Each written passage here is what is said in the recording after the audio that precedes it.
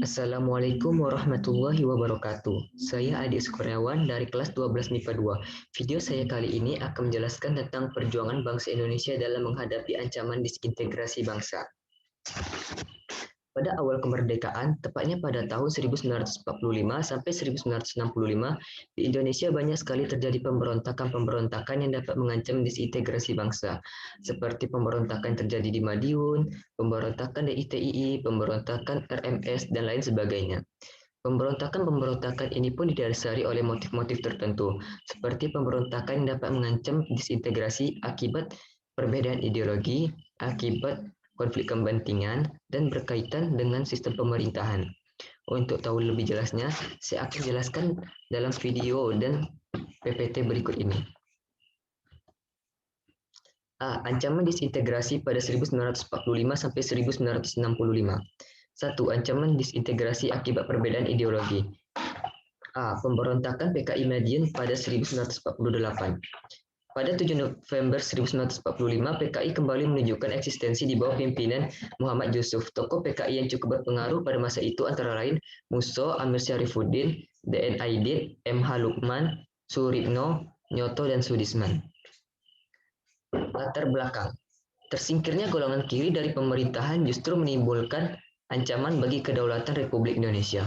PKI menjadi partai oposisi dan bergabung dengan Front Demokrasi Rakyat yang didirikan oleh Amir Syarifuddin pada Februari 1948. Musso juga menyatukan kelompok tentara yang tersingkir melalui kebijakan rekonstruksi dan rasionalisasi angkatan perang atau yang disebut juga dengan RERA yang diterapkan Kabinet Hatta. Para anggota tentara tersebut dijadikan sayap bersenjata oleh PKI. Jalannya pemberontakan. Aksi sepihak PKI tersebut didalangi oleh Musso, Amir Syarifuddin, MH Lukman. Mereka mengerahkan massa untuk melakukan pemogokan penculikan terhadap lawan-lawan PKI. Pertempuran terbuka antara kekuatan bersenjata pro PKI dan pro pemerintah Republik Indonesia mulai terjadi pada September 1948 di Surakarta. Menjelang pertengahan September, PKI semakin mematangkan kekuatannya di Madiun. Pada 18 Desember 1948, para tokoh PKI di Madiun mendeklarasikan berdirinya Front Nasional dengan tujuan untuk menggantikan dasar negara Pancasila menjadi komunisme. Selain itu, Musso juga menyerang pemerintah dengan menyatakan Soekarno-Hatta telah menjalankan politik kapitulasi terhadap Belanda dan Inggris. Musso menyatakan pemerintah hendak menjual tanah air kepada kaum kapitalis. Pada 19 September 1948, Presiden Soekarno melalui siaran radio menyerukan kepada rakyat Indonesia untuk memilih Musso dengan PKI-nya atau Soekarno dan Hatta. Peristiwa itu pun memicu konflik bersenjata antara pendukung PKI dan pendukung Republik Indonesia. Upaya penumpasan. Untuk menumpas PKI di Madiun, pemerintah RI melancarkan operasi militer di Madiun dengan mengirimnya Divisi 1 Siliwangi dan Divisi 2 Siliwangi. Pasukan Divisi Siliwangi 1 menyerang Madiun dari arah timur, sedangkan Divisi Siliwangi 2 menyerang dari arah barat. Pada 30 September 1948, pasukan Divisi Siliwangi berhasil merebut kota Madiun dan menangkap para simpatisan PKI. Pada November 1948, operasi ini dinyatakan berakhir. Dalam operasi tersebut, Musso terbunuh dalam sebuah operasi pengejaran yang dilakukan oleh TNI. Pasukan pemerintah juga berhasil menangkap dan menghukum mati Amir Syarifuddin pada 20 Desember 1948. 2. Pemberontakan DITII. Pemberontakan Darul Islam Tentara Islam Indonesia adalah pemberontakan yang hendak mendirikan negara dengan dasar syariat Islam di Indonesia. Pemberontakan ini dipimpin oleh Skarmaji Marijan Kartosuwiryo pada tahun 1948 dan berusaha mendirikan negara berpaham Islam di Aceh, Kalimantan Selatan, Sulawesi Selatan, dan Jawa Tengah. Latar belakang terjadinya pemberontakan DITII adalah keinginan mendirikan negara Islam dan menolak perjanjian Renville. Pemberontakan yang awalnya hanya di Jawa Barat ini kemudian diikuti oleh daerah lain dengan latar belakang dan pemimpin tersendiri. Pemberontakan DITII bermula di Jawa Barat yang dipimpin oleh Skarmaji Marijan Kartosuwiryo. Penyebab pemberontakan ini adalah penolakan perjanjian Renville yang menempatkan daerah Jawa Barat di wilayah kekuasaan Belanda. Selanjutnya, pemberontakan DITII terjadi di Aceh yang dipimpin oleh Daud Beuru. Adapun penyebab Daud Beuru melakukan pemberontakan adalah penolakan dihapusnya Provinsi Aceh dan digabungkannya wilayah Aceh dengan Sumatera Utara. Pemberontakan DITII lainnya berada di Jawa Tengah yang dipimpin oleh Amir Fattah. Penyebab pemberontakan ini adalah kekecewaan Amir Fattah terhadap akan didominasinya kaum kiri. Di Kalimantan Selatan, pemberontakan DITII ini dipimpin oleh Ibnu Hajar. Pemicunya yaitu kegagalan para mantan pejuang kemerdekaan asal Kalimantan Selatan untuk diterima di Tentara Angkatan Perang Republik Indonesia karena tidak bisa baca tulis. Selain itu, mereka juga kecewa dengan adanya bekas tentara KMIL di Apris. Pemberontakan juga terjadi di Sulawesi Selatan yang dipimpin oleh Kahar Muzakar. Pemberontakan ini dipicu oleh tuntutan agar para milisi Kesatuan Gerilya Sulawesi Selatan atau yang disingkat KGGS yang dipimpin oleh Kahar Muzakar bisa diterima sebagai tentara. Akibatnya, Kahar Muzakar memberontak dan menyatakan sebagai bagian dari DITII Kartosuwiryo pada tanggal 7 Agustus 1953. Jalannya pemberontakan. Pada 7 Agustus 1949, Kartosuwiryo memproklamasikan berdirinya Negara Islam Indonesia atau yang lebih dikenal dengan Darul Islam. Sepanjang 1949, Kartosuwiryo beserta pengikutnya menyerang tentara Belanda dan setiap pasukan TNI memasuki wilayah Jawa Barat yang tidak mengakui keberadaan NII. Pengaruh DITII berhasil menyebar ke berbagai wilayah seperti Jawa Tengah, Sulawesi Selatan, Kalimantan Selatan, dan Aceh. Gerakan DITII di Jawa Tengah dipimpin oleh Amir Fattah. Gerakan ini memiliki cukup kekuatan karena didukung oleh Batalion 426. Di Sulawesi Selatan, gerakan DITII dipimpin oleh Kahar Muzakar. Pada 1952, ia menyatakan daerah Sulawesi Selatan merupakan bagian dari NII. Sementara itu, gerakan DITII di Kalimantan Selatan dipimpin oleh Ibnu Hajar. Ia juga menyatakan gerakannya merupakan bagian dari NII yang berpusat di Jawa Barat. Gerakan DITII di Aceh dipimpin oleh Daud Beuru. Ia mengawali gerakannya dengan menyatakan Aceh sebagai bagian dari NII Kartosuwiryo. Pernyataan tersebut dilakukan pada tanggal 20 September 1953. Upaya penumpasan. Pemerintah menumpas gerakan DITII dengan dua cara, yaitu cara damai dan operasi militer. Upaya pemerintah untuk melakukan perundingan damai mengalami kegagalan. Hampir seluruh daerah menyatakan diri sebagai bagian dari NII Kartosuwiryo enggan kembali ke pangkuan Republik Indonesia. Hanya pemimpin DITII Aceh saja yang bersedia diajak berunding dan setuju kembali ke pangkuan Republik Indonesia, tepatnya pada 1962. Pada 1 April 1962, pemerintah melancarkan Operasi Baratayuda untuk menumpas DITII Kartosuwiryo. Pada 4 Juni 1962, Kartosuwiryo berhasil ditangkap di Gunung Geber dan dieksekusi mati pada 5 September 1962 di Kepulauan Seribu. Di Jawa Tengah, operasi penumpasan DITII dilakukan dengan menerjunkan operasi militer yang dikenal dengan Operasi Gerakan Benteng Nasional dan Operasi Merdeka Timur. Gerakan Benteng Nasional dipimpin oleh Letkol Sarbini, Letkol M. Bahrun, dan Letkol Ahmad Yani. Sedangkan Operasi Merdeka Timur dipimpin oleh Letkol Soeharto. C. Pemberontakan G30 SPKI. Latar belakang. Pada 1965, PKI kembali melakukan pemberontakan kepada pemerintah Indonesia. Kebijakan Presiden Soekarno yang mengeluarkan ajaran nasionalis, sosialis, dan komunis dimanfaatkan PKI untuk menyebarluaskan pengaruhnya. Bahkan PKI berhasil memperkuat kedudukannya dalam percaturan politik Indonesia melalui ajaran Presiden Soekarno tersebut. Pada masa itu, PKI menjadi pesaing utama Angkatan Darat dalam percaturan politik Indonesia. Persaingan antara PKI dan Angkatan Darat berkaitan dengan rencana pembentukan Angkatan Kelima. Rencana yang diajukan PKI tersebut ditolak oleh Angkatan Darat di bawah pimpinan Jenderal A.H. Nasution dan Letjen Ahmad Yani. Angkatan Darat menentang keras penyusupan kaum komunis dalam angkatan bersenjata. Persaingan antara PKI dan AD memperburuk kondisi politik di Indonesia. Kondisi ini semakin memanas dengan ditemukannya dokumen Church pada Mei 1965. Jalannya pemberontakan.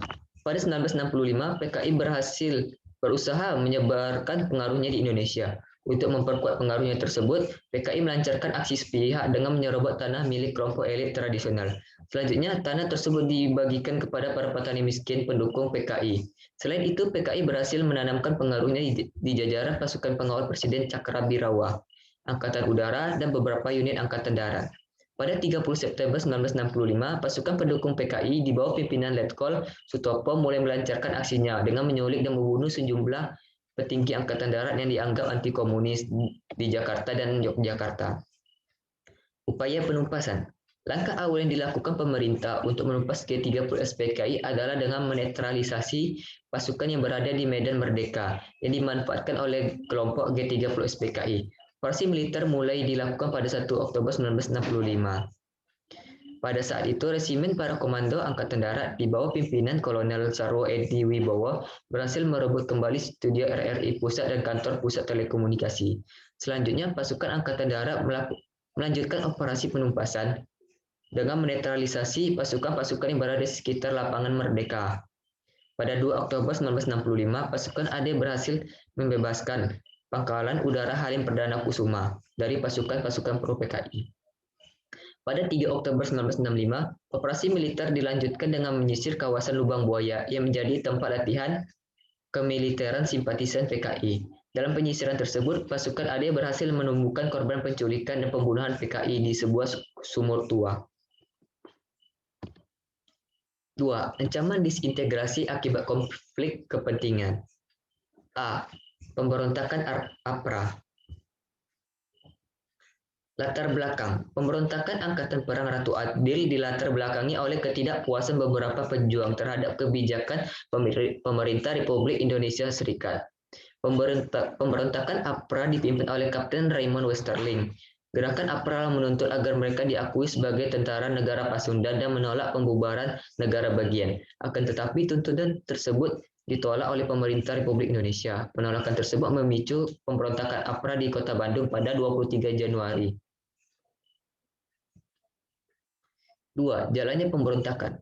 Pada 22 Januari 1950, pasukan Kapten Westerling mendekati Kota Bandung. Esok harinya, tepatnya 23 Januari 1950, sekitar 800 pasukan APRA bersenjata berat memasuki Kota Bandung. Dalam serangan ini, pasukan APRA melakukan pembantaian dan pembunuhan terhadap setiap tentara APRIS yang ditemuinya. Pada 26 Januari 1950, pasukan APRA mulai memperluas wilayah serangan menuju kota Jakarta. Kapten Westerling berusaha menggulingkan kabinet RIS. Oleh karena itu, pasukan APRA berencana menduduki gedung tempat penyelenggaraan sidang kabinet RIS. Kapten Westerling juga mengisyaratkan pasukannya untuk menculik dan membunuh semua menteri. Akan tetapi, pasukan APRA berhasil memukul mundur pasukan APRA, sehingga rencana tersebut dapat digagalkan. Upaya penumpasan. Untuk mengatasi pemberontakan APRA, pemerintah RIS mengirim pasukannya ke Bandung. Sementara itu, Perdana Menteri RIS Muhammad Hatta mengadakan perundingan dengan Komisaris Tinggi Belanda di Indonesia guna untuk mendesak Kapten Westerling untuk meninggalkan kota Bandung. Adapun sisa-sisa pasukan APRA di Bandung berhasil dihancurkan oleh pasukan APRIS. Hilangnya figur pemimpin membuat pasukan APRA bercerai-berai. Gerakan APRA benar-benar lenyap ketika Westerling berhasil melarikan diri ke Singapura pada 22 Februari 1950. Ia ditangkap di Singapura pada 26 Februari 1950. Pemberontakan Andi Aziz. Latar belakang. Pemberontakan Andi Aziz muncul sebagai bentuk ketidakpuasan daerah terhadap kebijakan rekonstruksi dan rasionalisasi Angkatan Perang atau RERA. Dalam kebijakan tersebut, pemerintah Indonesia harus mengintegrasikan anggota KNIL ke dalam Angkatan Perang Republik Indonesia. Jalannya pemberontakan. Pada 5 April 1950, pagi sebelum pasukan TNI mendarat, pasukan Andi Aziz melancarkan pemberontakan dengan menangkap dan menahan sejumlah anggota APRIS di Makassar. Andi Aziz juga menggerakkan pasukannya untuk menduduki objek-objek penting di Makassar seperti lapangan terbang, pos polisi, dan kantor telekomunikasi. Selanjutnya, pasukan Andi Aziz merebut tempat-tempat strategis di Makassar dari tangan APRIS. Bahkan ia berhasil menduduki markas TNI di Makassar serta menahan pimpinan TNI di Makassar, Letkol Moko Ginta. Andi Aziz juga menyatakan gerakannya sebagai upaya mempertahankan negara Indonesia Timur. Upaya penumpasan. Pada 8 April 1950, pemerintah Indonesia mengeluarkan perintah bahwa dalam waktu 4 kali 24 jam, Andi Aziz harus melaporkan diri kepada pemerintah. di Jakarta guna mempertanggungjawabkan perbuatannya. Selain itu, pasukan yang terlibat dalam pemberontakan ini diperintahkan menyerahkan diri dan melepaskan semua tawanan. Pada 15 Mei 1950, terjadi pertempuran antara pasukan KNIL dengan APRIS. Kondisi tersebut terjadi karena pasukan KNIL memprovokasi agar pasukan APRIS meninggalkan Makassar. Sikap pasukan KNIL tersebut dianggap sebagai bentuk pemberontakan KNIL terhadap pemerintah Indonesia. C. Pemberontakan RMS. Latar belakang. Pemberontakan RMS muncul karena penolakan kebijakan pemerintah yang ingin membubarkan negara-negara bagian dan menyatukannya dalam NKRI. Pemberontakan RMS dipelopori oleh Christian Robert Stephen Somokel. Pemberontakan ini tidak hanya menentang pembubaran NIT, tetapi juga menghendaki agar RMS menjadi negara merdeka. Jalannya pemberontakan.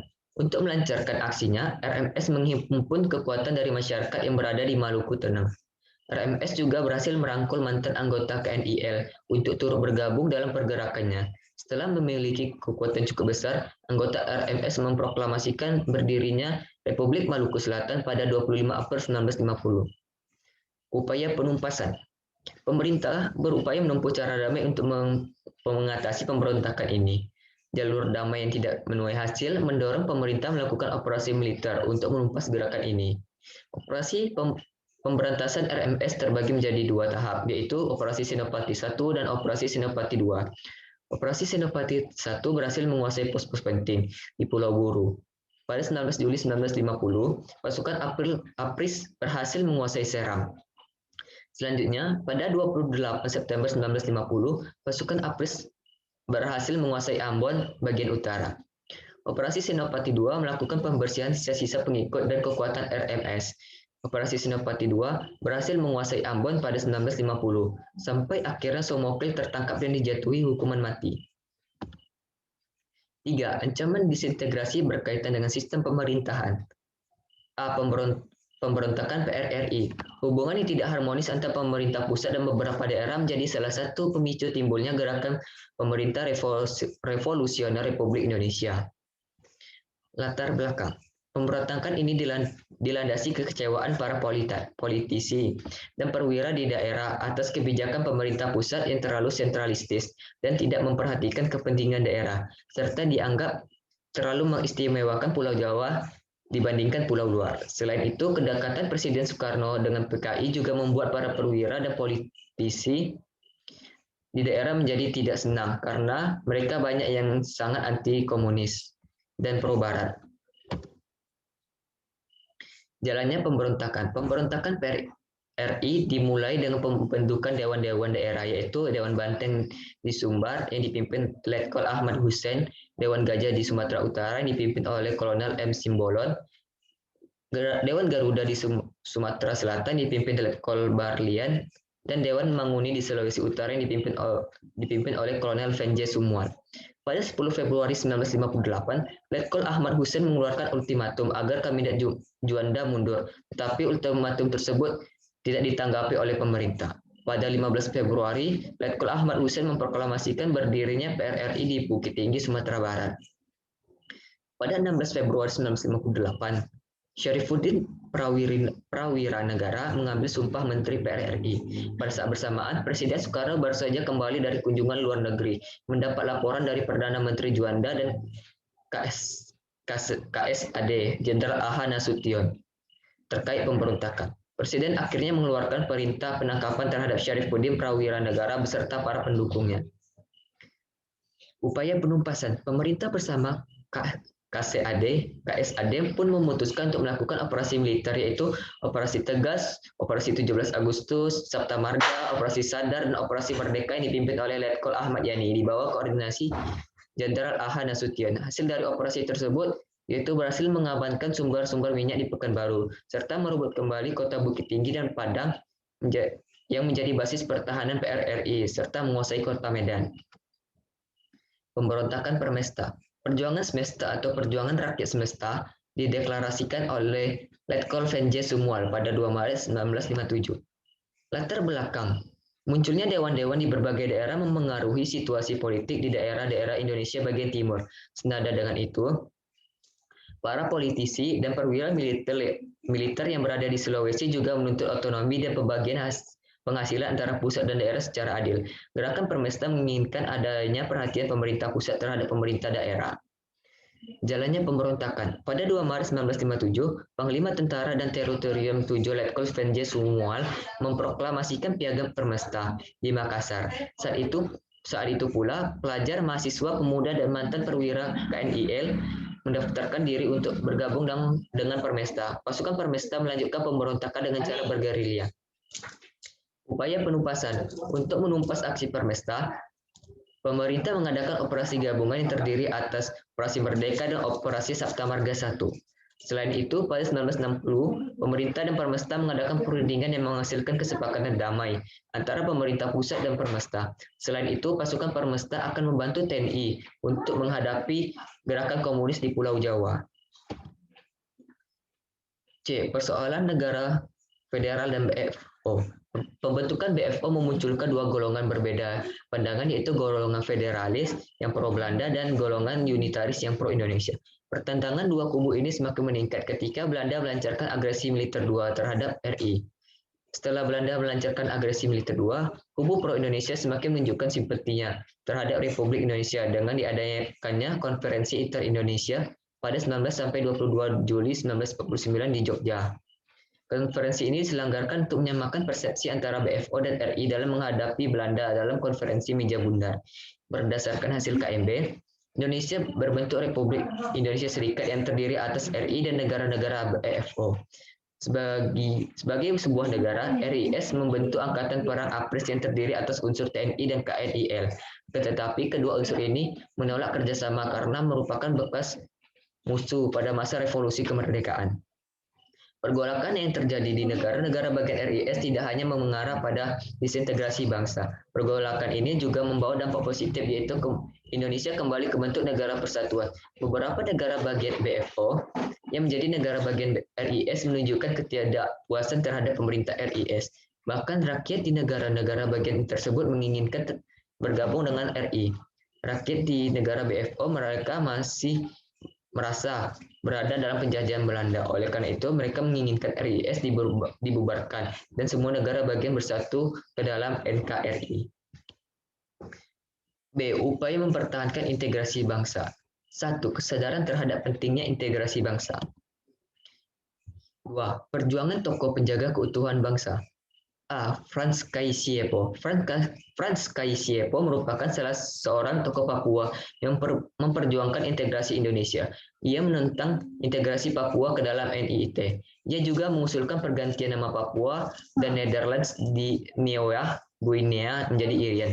Pada 1948, Frans Kaisiepo ikut berperan dalam merancang perlawanan rakyat Biak melawan pemerintah kolonial Belanda.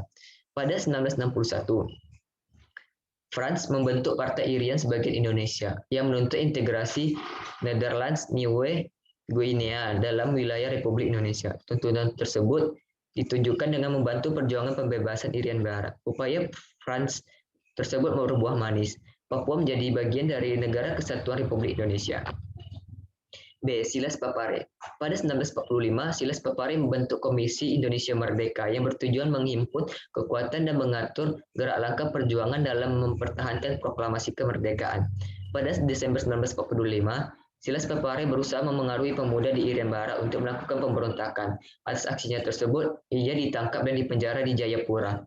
Setelah bebas, Silas Papare membentuk Partai Kemerdekaan Irian Indonesia, namun mendapat respon negatif dari Belanda yang menyebabkan ia ditangkap kembali. Pada Oktober 1949, Silas Papare mendirikan Badan Perjuangan Irian di Yogyakarta untuk membantu pemerintah Indonesia memasukkan wilayah Irian Barat dalam wilayah Republik Indonesia. C. Ida Ana Agung Gede Agung. Ida Ana Agung Gede Agung bersedia menjabat posisi penting dalam mempertahankan NIT. Karena ia ingin melemahkan negara boneka bentukan Belanda tersebut dari dalam. Ia bersama teman-temannya dalam BFO pun berusaha memperjuangkan bersatunya NIIT ke dalam NKRI. Pada 1948, Ida Ana Agung Gede Agung turut berperan dalam mengadakan pertemuan musyawarah federal guna menghadapi konferensi meja bundar. Selain itu, ia aktif memperjuangkan pengakuan kedaulatan Indonesia melalui jalur diplomasi. D. Sri Sultan Hamengkubuwono IX. Sri Sultan Hamengkubuwono IX merupakan Raja Ngayogyakarta Hadiningrat yang dinobatkan pada 18 Maret 1940. Pada September 1945, Sultan menyatakan Kesultanan Yogyakarta merupakan bagian dari Republik Indonesia.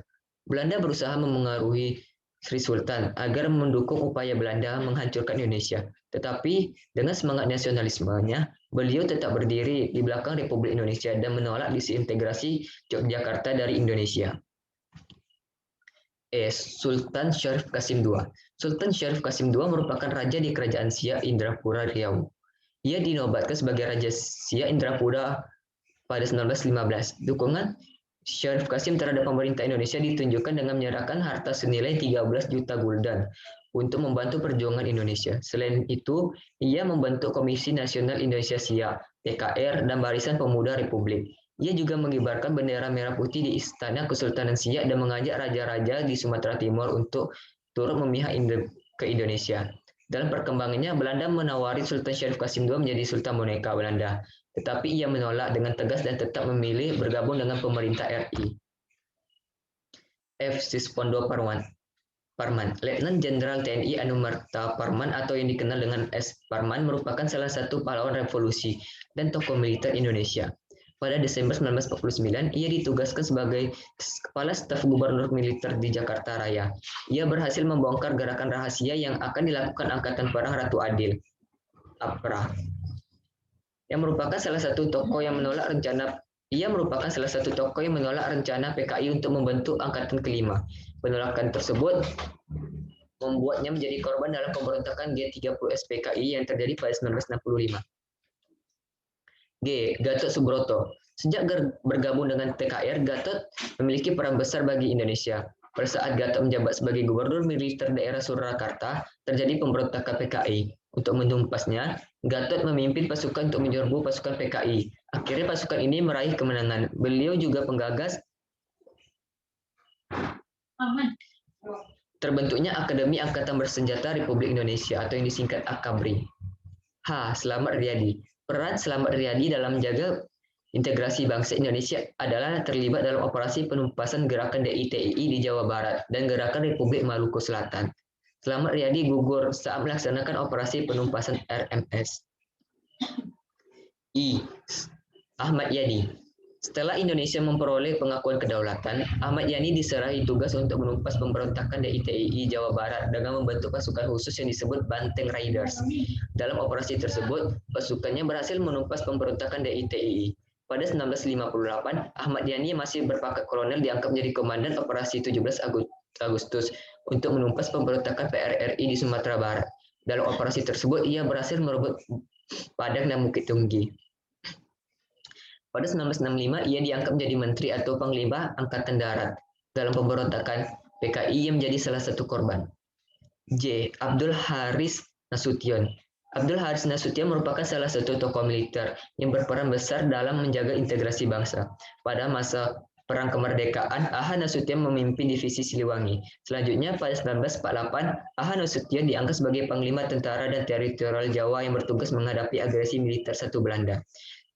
Setelah perang, ia diangkat menjadi Kepala Staf Angkatan Darat. Dalam peristiwa G30S PKI, Aha Nasution menjadi salah satu target penculikan, tetapi ia berhasil meloloskan diri dari penculikan. Pada 1972, Aha Nasution memutuskan pensiun. K. Donald Ignatius Panjaitan. Donald Ignatius Panjaitan merupakan salah satu tokoh militer yang memiliki peran penting dalam menjaga integrasi bangsa Indonesia. Ketika terjadi agresi militer Belanda II, ia menjadi pimpinan perbekalan Perjuangan Pemerintah Darurat Republik Indonesia atau yang disingkat PDRI. Ia juga merupakan salah satu perwira militer yang menolak usulan PKI untuk mempersenjatai buruh dan tani sebagai angkatan kelima. Akibat tindakannya, ia menjadi salah satu korban dalam pemberontakan G30S PKI. I. Muhammad Yamin. Sejak masa pergerakan nasional, Muhammad Yamin telah memotivasi pergerakan bangsa Indonesia. Keterlibatannya dalam politik dimulai ketika bergabung dengan Jong Sumatranian Bond. Muhammad Yamin juga menjadi pelopor Ikrar Sumpah Pemuda. Selain itu, ia menjadi salah satu tokoh yang menyumbangkan konsep Pancasila dan Undang-Undang Dasar 1945. Baiklah, sekian dari hasil presentasi saya. Terlebih dan kurang saya mohon maaf. Saya tutup dengan doa selamat. Wabillahi taufiq wal hidayah. Wassalamualaikum warahmatullahi wabarakatuh. 50 menit. 30 menit.